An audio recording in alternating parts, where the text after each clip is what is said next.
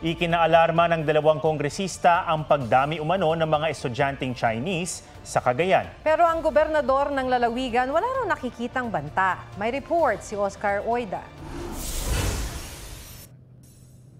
Hindi na lang pagdami ng mga barko ng China sa loob ng teritoryo ng Pilipinas ang pinangangambahan ngayon. Ikinaalarma na rin ang umano'y pagdami ng mga Chinese students sa Tuguegarao City sa Cagayan.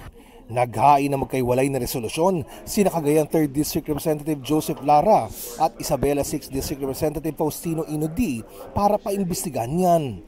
Posible raw kasing banta ito sa pambansang seguridad at ekonomiya. Sabi ni Lara sa panayam ng DZBB, nakatanggap siya ng ulat mula sa kanyang constituents na may 4,600 Chinese na nag-aaral sa iisang universidad. It's very alarming. Bakit all of a sudden, yung influx nga po ng mga Chinese student dito, considering na meron pong issue tayo ngayon sa bansang China. Itinanggihan ni Cagayan Governor Manuel Mamba na sa 400 lang daw ang Chinese students batay sa ulat sa kanya ng CHED Region 2. I do not see any threat. Sabi ng CHED, mahigpit ang guidelines para sa mga paaralan sa pagtanggap sa mga foreign students. Nag-iimbestiga ang AFP lalo't na sa Cagayan ng dalawang bagong EDCA sites kung saan pwedeng magsanay at magposisyon ng ilang equipment at pasilidad ang mga Amerikanong sundalo.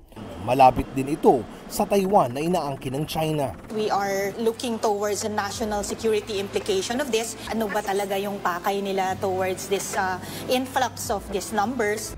Sabi ng Bureau of Immigration, dumami nga ang foreign students, hindi lang sa Cagayan kundi sa buong bansa. Mga lehitimong estudyante raw ang mga ito base sa kanilang mga endorsement mula sa kanilang paaralan at CHED. Oscar Oida nagbabalita para sa GMA Integrated News. Mga kapuso, alamin ang State of the Nation. Mag-subscribe sa GMA Integrated News sa YouTube. Sa ating mga kapuso abroad, samahan nyo kami sa GMA Pinoy TV at sa www.gmanews.tv.